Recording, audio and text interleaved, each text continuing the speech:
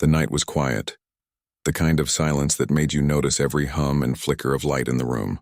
Inside a lonely desert observatory, one man sat staring at the monitor. For years he had been listening to the same background noise of the universe, endless static, tiny dots of data, and the soft beeping that never changed. But that night something different appeared on the screen. A rhythm, a pulse, a voice. At first he thought it was interference, maybe a satellite glitch or a stray radio wave from Earth. But then the sound repeated, clear this time. 5 words spoken in a tone that was unmistakably human. "You have crossed the line." He froze. The signal didn't match any known pattern. Its source was billions of miles away beyond the solar system. By morning, the news had reached every major space agency. Scientists gathered, faces pale, eyes wide with disbelief. They had spent their lives searching for a sign that someone else was out there. And now when it came, it didn't sound friendly. Some thought it was a prank. Others feared it was a warning. Soon the world began to talk. On TV, experts argued endlessly. It's a fake, some said. A digital trick. Others whispered that maybe we had gone too far into places we didn't understand. Governments held secret meetings. Ordinary people went online, creating theories that spread faster than facts. A week later, the signal returned, stronger and more precise. This time it carried coordinates, but no one could read them. The numbers didn't fit any known space map. They seemed to twist the rules of physics themselves. The coordinates pointed to somewhere that didn't exist. Across the world, strange things began to happen. Airplane compasses spun wildly for seconds before correcting themselves. Satellites lost contact for brief moments, as if something was passing between them and Earth. People reported seeing bright flashes in the night sky, like lightning, but silent. Inside one of the government research centers, a quiet man with tired eyes watched the data again and again. He wasn't looking for fame or proof of aliens. For him, it was about truth. He noticed that hidden in the signal's frequency was a repeating pattern, a structure that shouldn't be there. When he isolated it, he realized it wasn't just a sound. It was a doorway, a mathematical code showing the existence of another dimension. He shared his discovery with a small team of scientists he trusted. They ran their own tests, and all of them came to the same shocking conclusion. Whoever sent the message wasn't living in our universe at all. They were calling from a place where space, time, and matter behaved differently. A place beyond the 7th dimension, something humanity had never imagined reaching. The world outside continued to mock the idea. News channels ran jokes about ghosts from space. Comedians laughed that humans were talking to themselves again. But deep underground, in a hidden research facility far from the public eye, work had already begun. It started as a question. If they can reach us, can we reach them? The man who had found the signal knew it would sound impossible, but his team believed. They began designing a vessel that could move not through distance but through dimensions, a ship that could bend the boundaries of reality. It wasn't about speed or fuel. It was about resonance matching the frequency of existence itself. Every day they worked with quiet desperation. Each discovery opened 10 new mysteries. Some nights the walls of the lab seemed to hum faintly, like a hidden vibration echoing through the air. The closer they came to solving the equation, the more they felt something was watching them. Outside, the rest of the world was growing restless. People demanded answers. Some thought the government was hiding a threat. Others thought the whole thing was a waste of time. Why chase ghosts, they said, when there are real problems on Earth? But no one understood what the team had already discovered, that the message wasn't just a warning. It was an invitation. Then came the event that silenced everyone. On a bright afternoon, as satellites passed over the Pacific Ocean, the global navigation system went dark for exactly 83 seconds. Airplanes hovered midair, clocks stopped, and ocean currents froze on weather maps. It was as if time itself had paused. When systems returned, every device showed the same symbol, a faint circle with 8 lines radiating outward like a sun. The scientists recognized it immediately. The same symbol had appeared within the original signal's code. It was the mark of the unknown senders, the ones who had spoken from beyond. That night, as the world panicked, the man sat in silence, staring at the glowing screen in front of him. He felt both fear and wonder. Humanity had spent centuries looking for proof that it was not alone. Now that proof had arrived, and it was testing the very limits of what it meant to be human. He wrote one line in his notebook before turning off the lights. "If we are being watched, we must show who we are." Weeks passed. The noise in the media faded. People returned to their lives, though uneasily. Some said it had all been an atmospheric event. Others claimed it was a global experiment gone wrong. Only the small group of scientists continued their work in secret, building something that most of the world would never believe existed, a vessel that could touch the edge of another reality. As they refined their calculations, they noticed that the coordinates from the message changed slightly every few days, like a moving target. It was as if the other side was testing them, waiting to see if they could keep up.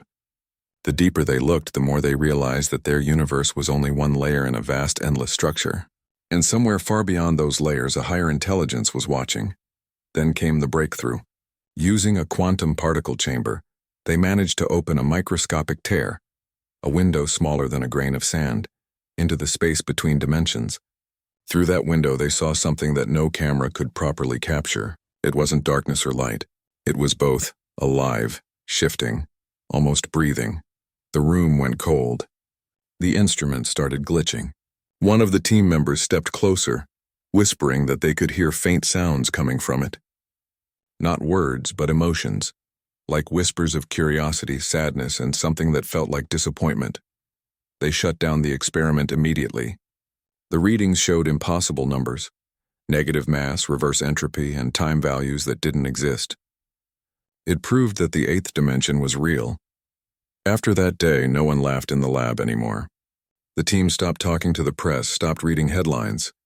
They worked quietly, guided by one thought. If the beings who sent that message could reach us, then one day we must reach them. Not to challenge, not to conquer, but to understand. But the world outside didn't stop mocking. "They're chasing fairy tales," said one news anchor. "The only thing they'll find is a black hole." People didn't realize how close the team already was. They had built the core of the vessel, a smooth silver structure that pulsed faintly when touched. It reacted not to energy but to emotion. When someone stood near it and felt calm or afraid, the surface would shift colors. It was alive in a way no machine had been before. One evening, as the sun disappeared behind the mountains, the man stood alone beside the vessel. He placed his hand on the surface and closed his eyes. For a moment, everything went silent. No sound, no wind, no heartbeat. Then a faint whisper echoed in his mind. It wasn't frightening, just curious. The same voice from the first signal, softer this time, almost gentle. "You have been seen." He opened his eyes, his hand trembling. The ship glowed faintly in response. Outside, the world continued its endless chatter, politics, entertainment, noise. But deep beneath the ground, humanity's quiet revolution had already begun. They had built the first bridge toward the unknown. And soon, whether the world was ready or not, they would cross it. After months of silence, the secret project finally received approval to move forward. The message from the unknown dimension had been decoded as best as possible, and the only conclusion was that it wasn't random. Someone or something wanted humanity to respond. The world above still believed nothing strange had happened. People had moved on, chasing their daily routines. But underground, in a massive hidden facility built beneath the desert, something extraordinary was being constructed. A ship unlike anything Earth had ever seen. It wasn't made of steel or ordinary metal. The material shimmered like liquid glass, shifting colors under the faint light. It looked fragile, but every test showed it could withstand forces that would destroy any known spacecraft. The engineers called it the vessel, though deep down they knew it was more than a machine. It was humanity's first bridge to the unknown.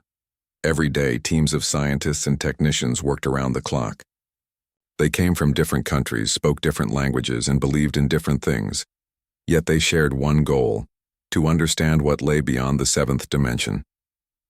Each person had their reason for being there. Some wanted to prove the existence of higher life. Some wanted redemption for failed missions. Others were simply dreamers who couldn't resist the mystery. The man who had first detected the signal was there every morning before anyone else arrived.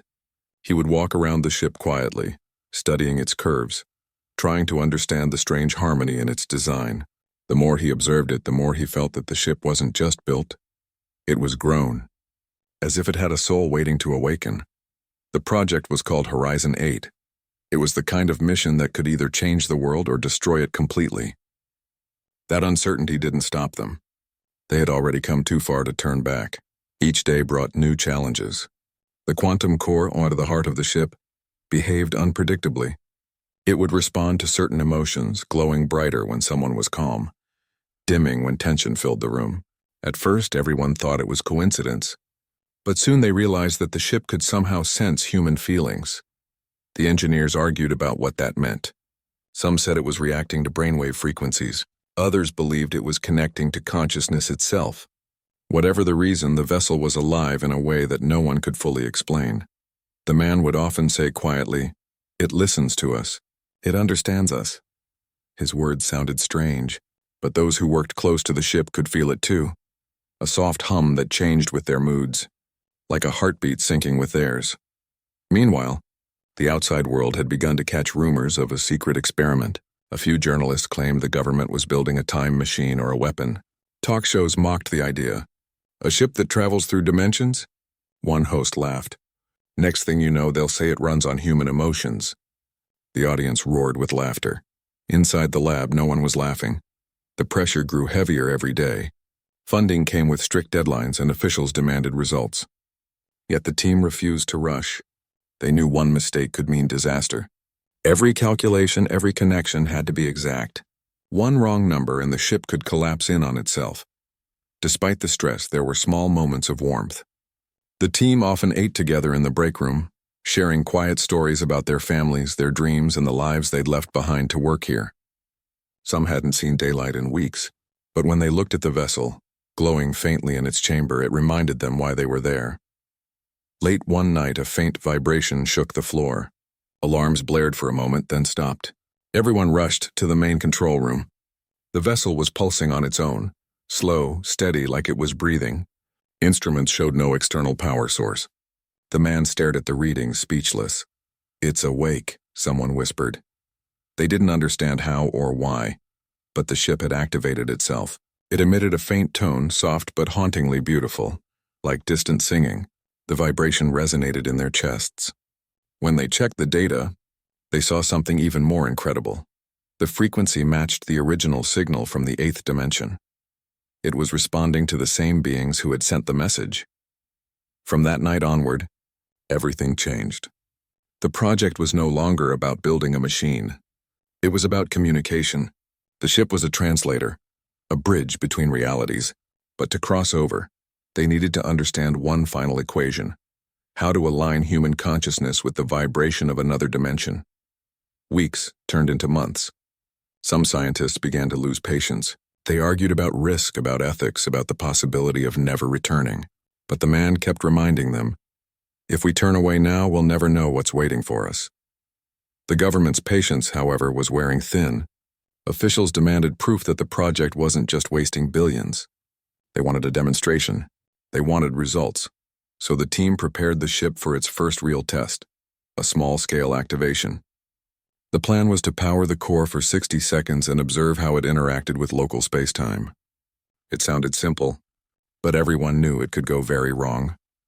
On the day of the test, the room was filled with tension. Technicians monitored every panel. Scientists stood at their stations silent. The vessel stood in the center, its surface smooth and still. The countdown began. 10, 9, 8.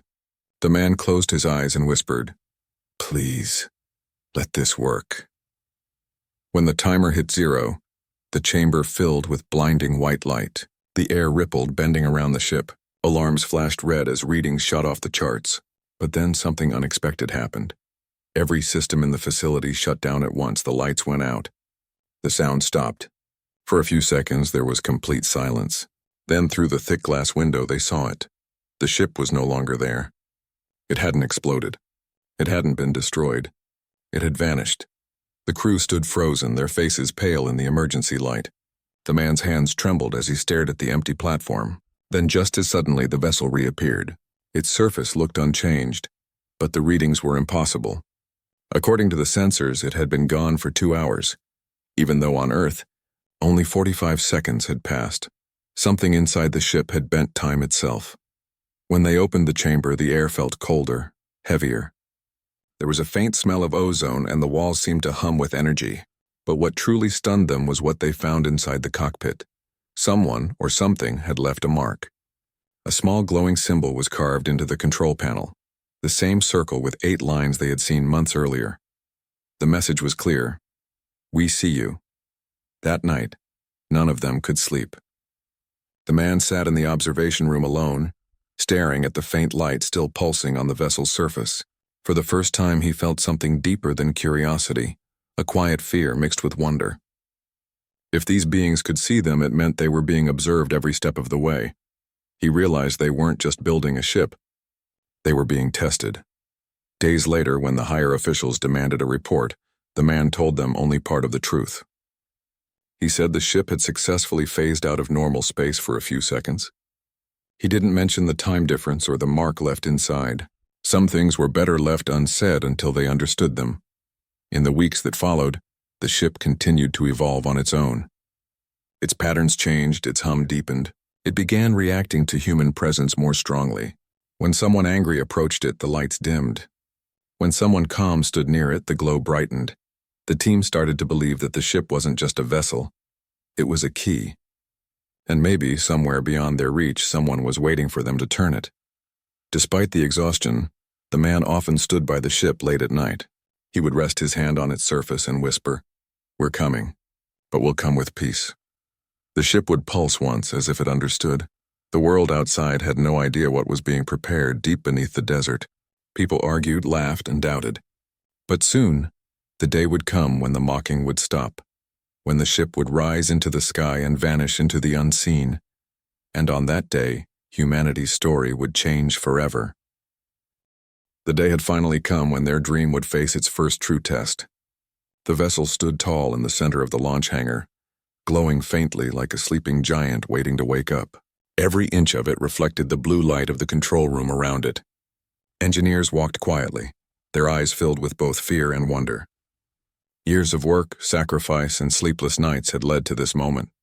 The man who had discovered the first signal stood near the glass window overlooking the launch chamber. His heart beat fast, not from fear but from the weight of history pressing down on him. This was not just another space mission. This was humanity's first attempt to step beyond the known universe. He looked at the small crew chosen for this journey.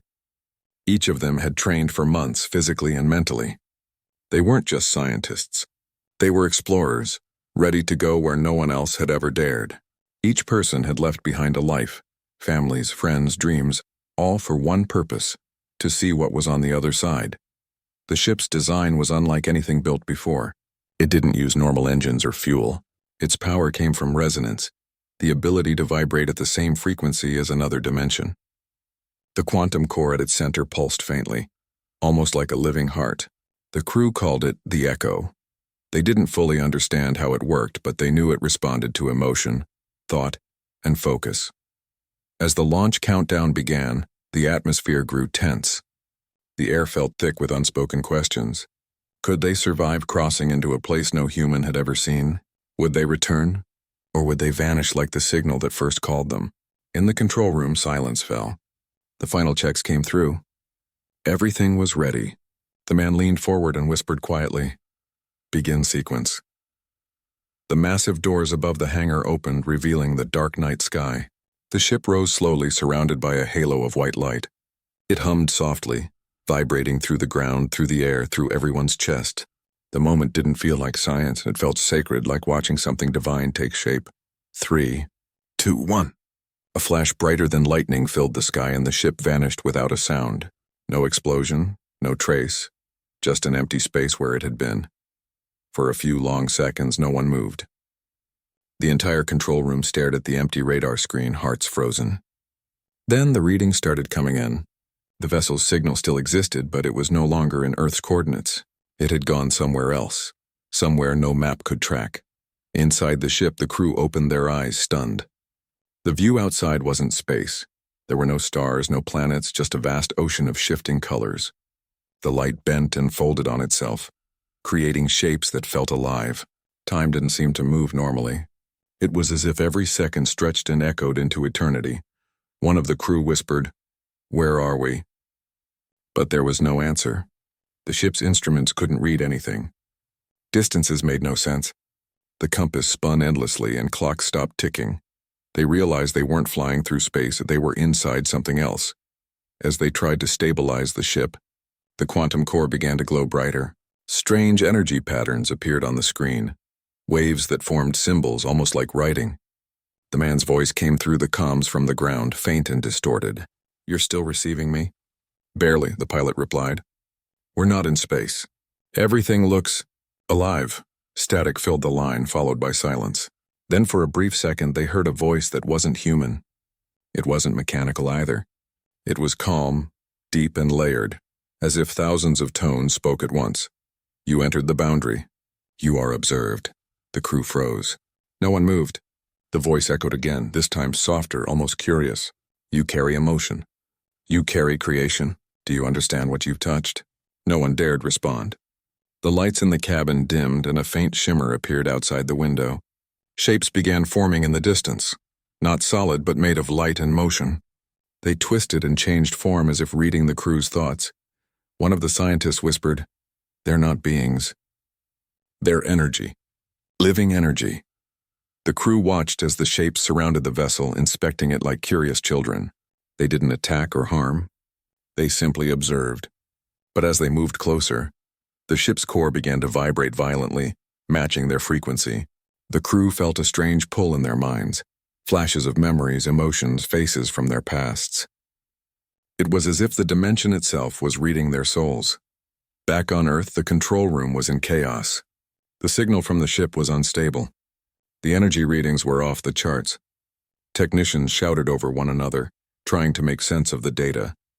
The man stared at the screen, realizing the ship had entered the eighth-dimensional field. Then, all at once, the monitors went dark. Every system shut down. For 20 long minutes there was nothing. No sound, no movement, no connection. Inside the ship, the crew had lost all control. The vessel floated in a golden mist, surrounded by light that pulsed like a living heartbeat. The voice returned, this time more direct. "Humanity seeks what it does not understand. You build bridges where silence is needed. Why have you come?"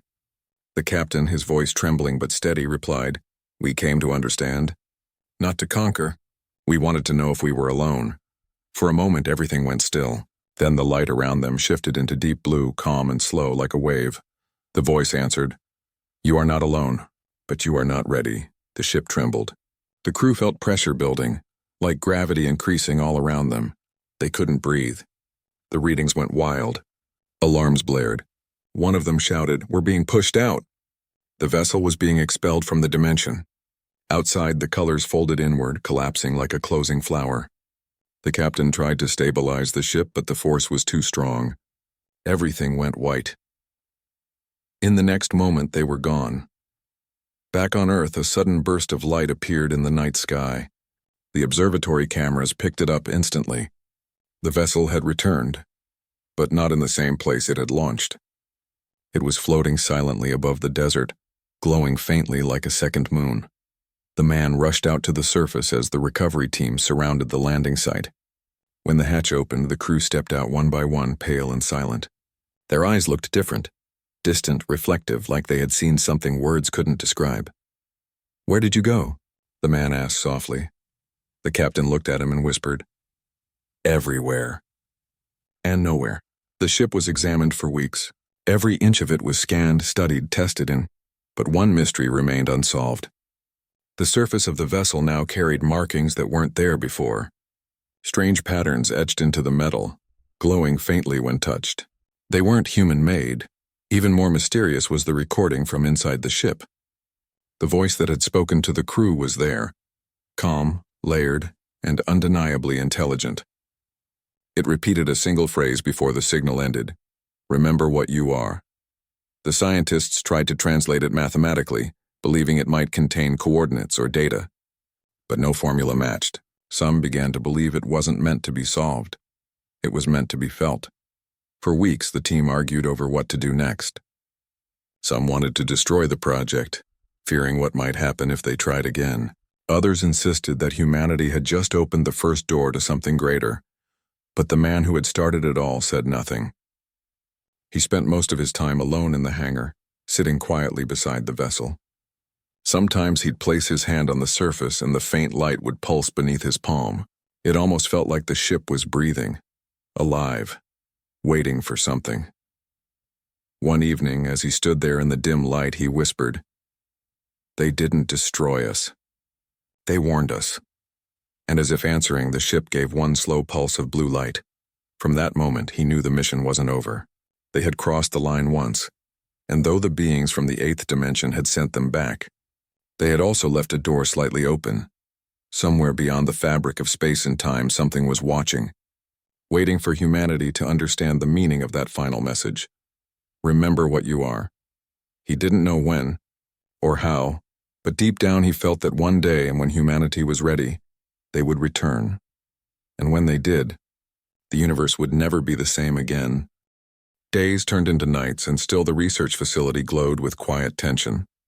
The world outside didn't know what had happened. Only a handful of people were aware that the ship had returned from a place beyond understanding. The mission was being kept secret, hidden from the public, hidden even from most of the government. The crew who came back were not the same anymore. They moved slower, spoke less, and often stared at nothing, lost in thought. Medical teams checked them again and again, but nothing was physically wrong. It was something deeper, something in their eyes, as if they had seen too much. The man who led the project spent his days studying every bit of data the ship had collected. But what troubled him most were the strange patterns left on its surface, glowing marks that seemed to pulse like breathing veins. When viewed through certain sensors, the marks formed shifting shapes that looked like living codes. They weren't random. They were changing every day, like the ship was still talking to someone or something unseen. He felt uneasy. It was as if the ship had brought something back with it, something that didn't belong to this world. One night, while everyone else had gone home, he sat alone in the control room. The large hangar lights were off, leaving only the soft blue glow from the vessel. The hum of the ship echoed through the walls, low and rhythmic. He placed his hand on the glass window, staring at the ship. "What are you trying to tell us?" he whispered. As if in response, the hum grew louder for a moment and then faded again. The light on the ship flickered once, and a faint shape appeared on its surface. Not a symbol, but something that looked like an eye. He blinked, thinking it was his imagination. But the eye blinked back, his heartbeat quickened. He stepped closer, but the moment he did, the light dimmed again, leaving only silence. The next morning, he didn't mention what he had seen. No one would believe him anyway, but he knew one thing for sure. The ship was aware. The team decided to run another test, but this time without entering the vessel. They wanted to see if they could communicate with it using pure signal frequencies. The idea was simple. Send a pulse matching the dimensional tone from the first mission and see how the ship responded. When they powered up the resonance chamber, the ship started glowing again. The hum returned, stronger than before, filling the entire room with vibration. Suddenly, every screen around them began to flicker. Patterns appeared. Lines, circles, shifting energy shapes. Then words formed on the central monitor. They weren't typed. They appeared on their own, letter by letter. "We are here." No one spoke. Everyone just stared at the screen. The words changed again. "You entered our realm. You have been seen." The room went cold. One of the scientists whispered, "It's communicating." The man leaned forward slowly and spoke into the mic, his voice calm but shaking. "Who are you?" The screen stayed blank for several seconds. Then came the reply. "We are the Wardens. We guard the balance between worlds." Everyone exchanged stunned looks. The air felt heavier. The man asked, "Why did you send the message?" "Why call us?" The lights in the room flickered. The text changed again. "You trespassed into the 8th layer. Those who enter must be judged." No one could breathe for a moment. It wasn't a threat, and it sounded like a statement of law. Something ancient, unchangeable. The man swallowed hard. "Judged for what?" "For intention," the words appeared. "Your kind reaches without understanding. You seek power before wisdom." The screens went blank again, and the hum from the ship slowly faded. No one dared move or speak for a long time. What had just happened was beyond science, beyond anything they could measure. They had spoken to something that didn't just exist in another world. It ruled it. After that day, the team split in their beliefs. Some wanted to shut the project down immediately. fearing that they had angered something far greater than they could handle. Others, led by the man, believed this was only the beginning. They weren't meant to run away. They were meant to learn.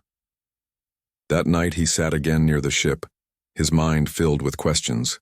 Were these wardens gods, aliens, beings made of pure energy? What did they mean by balance? He thought of the crew who had gone there and returned. Each of them had faced something personal, fears, regrets, memories they had buried deep. Maybe that was part of the judgment the warden spoke of. Maybe the eighth dimension wasn't just a place. Maybe it was a mirror of consciousness itself, a space that reflected the truth hidden inside the human mind. He didn't sleep that night. The next morning, one of the crew members came to see him. He looked tired, eyes dark from sleepless nights. "I keep dreaming about them," he said quietly. "The beings of light. They don't speak in words, but I can feel what they mean. They keep showing me an image. Earth surrounded by thousands of thin threads, and those threads are breaking. What does it mean?" The man asked. "I think," the crew member said slowly, "they're warning us. The balance they protect, maybe it's connected to us too. Maybe what happens there affects here." That idea haunted the man. If the eighth dimension was linked to the human world, then disturbing it could have consequences far beyond what anyone imagined. In the days that followed, the weather across the globe began acting strangely. Magnetic fields shifted unexpectedly. Northern lights appeared over countries that had never seen them before. There were reports of faint humming sounds in the sky, the same tone the ship produced. The news called it natural phenomena. Only a few knew the truth. The connection between dimensions had already begun to blur. Inside the facility, the man made a difficult choice. He decided to attempt direct contact again, but this time not through the ship. He wanted to use human emotion as the signal, the same force the vessel had always responded to. He entered the chamber alone, placing his hand on the ship's glowing surface. The others watched from the control room nervously. He closed his eyes and focused on one feeling: sincerity. Not pride, not fear, but pure curiosity and peace. "We mean no harm," he whispered. "We only want to understand. If we've done wrong, teach us." The light from the ship surrounded him, soft and golden. For a few seconds everything went silent. Then the voice spoke again. But this time it wasn't coming from the speakers. It was inside his mind. "Few among your kind speak with humility. You are seen." He opened his eyes. The chamber around him was gone. He was standing in a vast space filled with swirling light. Shapes moved around him, fluid forms, shifting colors. It wasn't frightening, only overwhelming. "You are inside the veil," the voice said. "This is what your world cannot see. Every thought, every dream, every act of creation, all flows here. You disturb it with your greed, yet you also strengthen it with your compassion." He felt tears in his eyes. "Then there's hope for us?" The light pulsed gently. "Hope exists as long as you remember what you are, creators, not destroyers. Seek understanding, not control. Only then may you cross the boundary again." When he blinked, he was back in the chamber. The glow faded and the ship returned to silence. The others rushed to him, asking what had happened, but he could barely speak. His voice trembled. "They spoke to me, not with words, but with truth. They said we still have a chance, and if we learn." From that day, the project changed. It was no longer about exploration or fame. It became a mission of responsibility. The team started studying not just physics, but human emotion, consciousness, and the energy that connected everything. They began to understand that the eighth dimension wasn't a place to conquer. It was a reflection of humanity itself. But deep down, the man knew this was only the beginning. The wardens had not finished with them. The next step wouldn't just test science, it would test the very soul of humankind. And somewhere, far beyond human sight, in the glowing fields of the eighth dimension, the beings of light watched silently, waiting for humanity's next move. The balance had been disturbed. Now it was time to see whether humans would rise or fall. The world was slowly beginning to change, not in ways people could easily see, but in the quiet background of life itself. Machines started failing for no clear reason. Birds began migrating in strange patterns, and oceans gave off an unusual glow at night. Most people thought it was just nature acting strangely, but the few who knew the truth understood it was connected to something far greater. At the hidden facility, tension grew. The team worked day and night trying to make sense of the connection between Earth and the eighth dimension. They had collected mountains of data, yet every piece led to more mystery. The ship, now resting silently under layers of shielding, seemed alive, pulsing faintly as if breathing. It reacted to emotions, lights, even to music. Sometimes when someone walked too close, it released a soft sound, almost like a sigh. The man leading the project had stopped sleeping properly. He carried the memory of his last encounter with the wardens deep in his mind. Their words still echoed, "You are seen." It wasn't just a statement, it was a warning and a chance. Humanity had been given one final opportunity to prove it could learn. He spent long nights studying ancient texts, comparing myths and scientific records. He noticed strange similarities, stories from ancient civilizations about watchers who guarded the balance between worlds, tales of beings made of light who appeared during times of great change.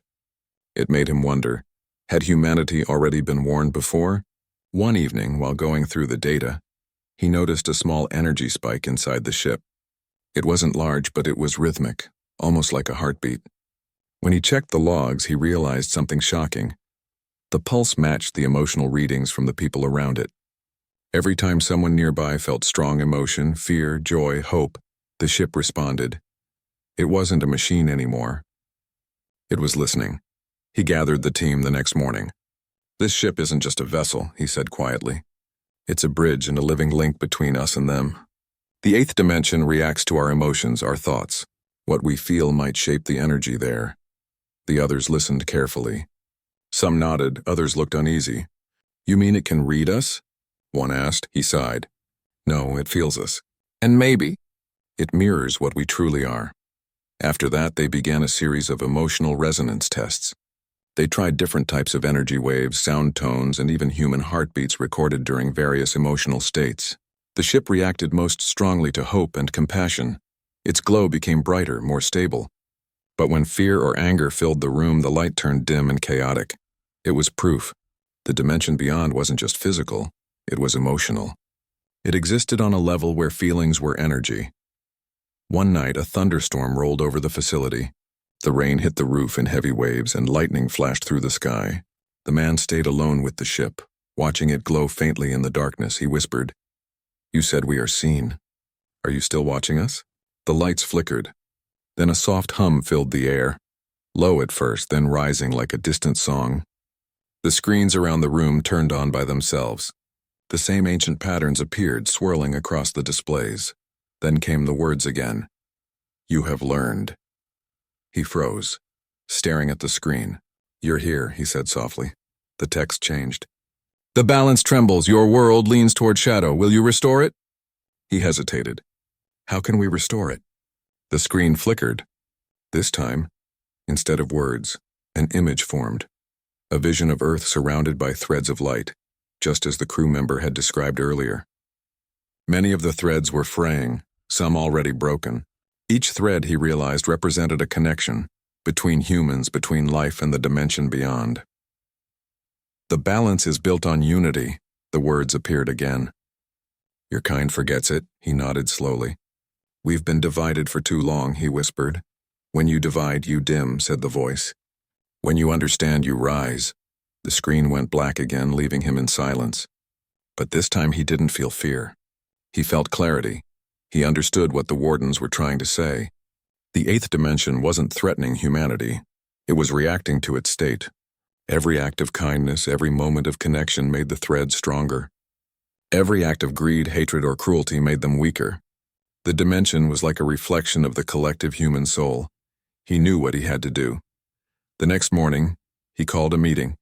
"We've been looking for answers in machines and formulas," he said. "But the real equation is inside us. The eighth dimension mirrors what we are. If we want to fix the connection, we need to fix ourselves first." The team didn't know how to respond at first. It wasn't what they were trained for. They were scientists, not philosophers. But the truth was too clear to ignore. One of them spoke softly. "Then maybe, this isn't about exploring new worlds anymore. Maybe it's about saving ours," he nodded. "Exactly." Over the following weeks, they began developing a new project. Not to travel, but to heal the connection. They built a resonance field around the ship. designed to amplify positive human emotion. Volunteers from around the world were secretly invited, people known for compassion, creativity, and peace. Artists, teachers, healers, even children. Each would spend time inside the resonance field, simply feeling gratitude and unity. And as they did, the ship started to change. Its glow deepened into a warm gold, and the patterns on its surface began to shift into symmetrical shapes. It was as if it was healing too, remembering its original purpose. But then, something unexpected happened. One day, while a group of volunteers was inside the chamber, the ground began to shake. The lights flickered and a blinding flash filled the room. The man rushed in, shouting for everyone to stay calm. When the light cleared, the volunteers stood frozen, eyes wide, as if seeing something invisible. "What happened?" he asked. A young boy among them pointed at the ship. It opened. Indeed, the surface of the ship had split silently in the middle, revealing a swirling core of light, calm, endless, and alive. It wasn't mechanical. It was beautiful, almost sacred. The man stepped closer, heart pounding. He could hear faint voices, not in his ears but in his mind. Whispers of understanding like fragments of songs. Then before he could react, a beam of soft light extended from the ship and touched his chest. He didn't feel pain, only warmth. In that instant he saw visions. Faces of people across the world, moments of kindness, forgiveness, hope, and even despair. It was like seeing humanity from above, every emotion linked by invisible threads. The voice of the wardens echoed through his mind once more. "This is your true power and connection. You are never alone. When one falls, all feel it. When one rises, all grow." He felt tears in his eyes. "Then what do you want us to do?" "Remember." The light faded and the ship closed again, returning to silence. The others ran to him, asking what happened, but he only smiled weakly. "They've given us a message," he said. "We've been looking for strength in the wrong place. The real power is in unity, in humanity itself." Over the next few months, word of the secret project began to leak, spreading quietly among scientific and spiritual communities. People didn't know the full truth, but they sensed something was changing. All across the world, people began to feel an unusual calm. Conflicts slowed, small acts of kindness increased, and even the strange weather started to stabilize. The glowing skies faded back to normal, and the hum in the air disappeared. The balance was returning. One night, the man stood alone before the ship again. The lights were dim, peaceful. He placed his hand on its surface and whispered, "Thank you." For a moment, nothing happened. Then the ship responded with a single pulse of warm light, a silent acknowledgement. He smiled faintly. "I guess we finally learned," he said softly. As he walked away, he looked up at the night sky. The stars shimmered gently as if watching. Somewhere beyond them, in the silent layers of the 8th dimension, the wardens observed quietly. They didn't need to interfere anymore. Humanity had remembered what it had almost forgotten: its heart. But deep in his mind, the man knew something else. The connection would always remain fragile. The balance wasn't something achieved once. It was something that had to be protected every single day, because the real test of humanity wasn't reaching other worlds. It was keeping the light within their own. Weeks passed, and the world quietly shifted in ways no one could explain. There were no grand announcements or news headlines. Instead, it was small things: a sense of calm in crowded cities, strangers helping each other without reason, and people feeling strangely connected, as if sharing an unseen heartbeat. The facility where the ship rested had become a sanctuary of silence. No loud machines, no restless debates, just observation, understanding, and reflection. The project had changed everything. It was no longer about exploring the unknown, but about learning how to live with it. The man who had once led the mission spent most of his days sitting near the ship, writing notes and sketching symbols that appeared on its surface. The golden pattern still glowed faintly, pulsing gently like waves of breath. It was peaceful now. No more flickering screens or cryptic messages, just a soft hum that felt almost alive. He often thought about what the wardens had said: "The balance is built on unity." Those words stayed with him. They weren't talking about technology, power, or discovery. They were talking about people, the simple way humans connected, cared, and shared. One afternoon, he stood near the observation window, watching sunlight fall across the ship's metallic skin. He smiled softly and whispered, "You were never a weapon. You were a mirror." Behind him, one of the younger researchers spoke quietly. "Do you think they're still watching us?" He turned and nodded. "I think they always will, but not in a way we can measure. They're not looking for our mistakes anymore. They're waiting to see if we can keep our promise." The researcher frowned slightly. "What promise?" "That we'll remember," he said, "who we really are." For a while, silence filled the room. The hum of the ship blended with the sound of the wind outside. It felt like everything in the world, the dimension beyond, even time itself, had slowed down to listen. Later that evening, as the sun set behind the distant hills, he decided to take one last walk through the facility. Every hallway held memories. The panic, the wonder, the first time the ship had spoken. He reached the main control room, where all the screens were now blank. The machines were turned off, yet the room still carried a faint warmth, as if alive with invisible energy. He stood there for a long time, thinking about how far they had come. Humanity had been arrogant once, desperate to conquer everything, to prove its intelligence. But after touching something beyond understanding, they had learned humility, the kind that only comes when one faces the truth of their smallness and beauty at the same time. He smiled faintly. Maybe that was the real purpose of their journey, not to find new worlds, but to find themselves. That night he dreamed of the 8th dimension again. But this time it wasn't strange or frightening. It was calm, endless waves of light stretching in every direction, connected by threads of soft color. He saw shapes, not human but gentle and radiant, moving in rhythm like music. Then one of the shapes came closer, and he heard the familiar voice, and not loud, not commanding, just peaceful. "You have remembered." He felt warmth fill his chest. "We're trying," he said. "You have begun," the voice replied. "The thread of your world glows again." He looked down and saw Earth below him, small but shining. The broken threads that had once floated loosely around it were reconnecting, glowing brighter. Humanity wasn't perfect, but it was healing. He wanted to stay there, in that endless light, but the voice spoke once more. "Your task is not here. It is there. Keep the balance alive. When your kind forgets again, remember this place." When he opened his eyes, the morning light was streaming through the window. The hum of the ship was steady and soft, almost like it was breathing beside him. He stood up slowly, his mind clear and calm. Over the next few days, the facility began winding down. The government decided to seal the project, at least for now. The ship would remain there, untouched, protected, a reminder of what had been learned. Only a few people would know the full truth, and that was enough. Before leaving, the man gathered the small team that had stayed till the end. "We're not ending this," he said with a faint smile. "We're just carrying it differently now, in our lives and how we see the world." They all nodded quietly. Each of them had changed in ways words couldn't explain. They had seen something that had reshaped their understanding of existence. As they left the facility for the last time, the heavy doors closed behind them with a deep metallic echo. For a moment, everyone turned to look back. The sunlight fell on the steel surface, and for just a second, the ship inside seemed to glow a little brighter, as if saying goodbye. In the following months, the man returned to a quiet life. He moved to a small coastal town where the sky was wide and the nights were full of stars.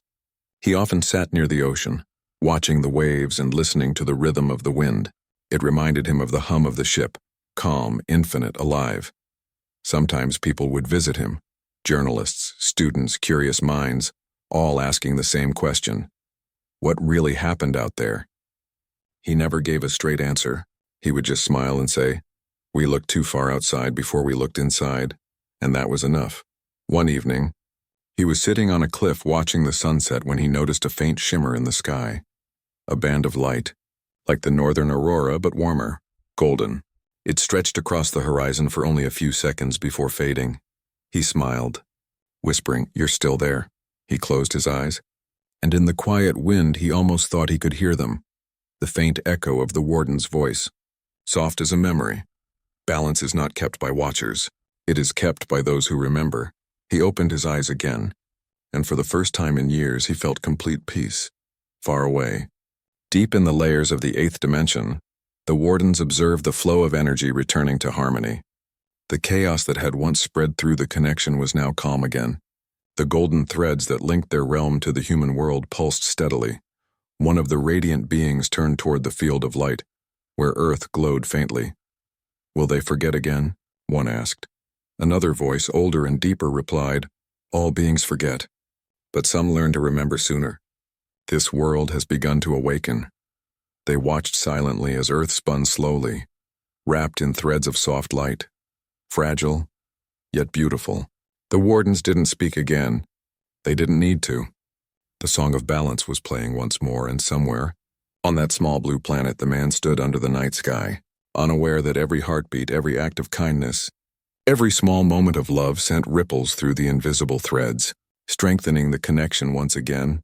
The stars above shimmered a little brighter that night, and the ocean below whispered softly against the rocks, as if the universe itself was breathing in peace. Because the truth was simple. Humanity had not just survived the encounter, it had changed.